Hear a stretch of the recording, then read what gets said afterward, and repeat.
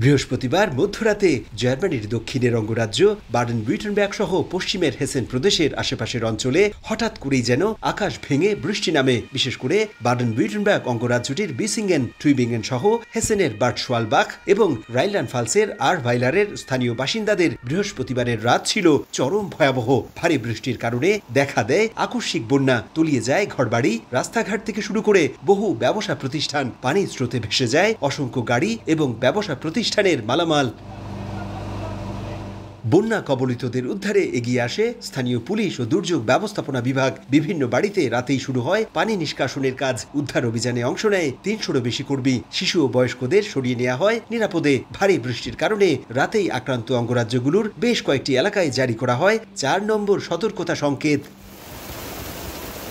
উদ্ধার কর্মীরা জানান, ভারী বৃষ্টির পূর্বাভাস থাকলেও রাতে পাহাড়ি ঢলের মতো অতিমাত্রায় পানির স্রোত দেখে হতবাক এলাকার সাধারণ মানুষ। তবে সময় মতো উদ্ধার কার্যক্রম শুরু হওয়ায় আক্রান্ত এলাকার বাসিন্দারা রক্ষা পেয়েছেন। আকস্মিক এই জলাবদ্ধতায় কোনো হতাহতের খবর পাওয়া না গেলেও ক্ষতিগ্রস্ত হয়েছে বহু ঘরবাড়ি ও রাস্তাঘাট। শুক্রবার সকালে ধীরে ধীরে পরিস্থিতি স্বাভাবিক হয়ে আসলে তুলে নেওয়া হয় সতর্কতা জারি। এর আগে ২০২১ সালে জার্মানির রাইনল্যান্ড-ফালস অঙ্গরাজ্যটির আরভাইলার এলাকায় পাহাড়ি ঢলে ব্যাপক ক্ষতি হয়।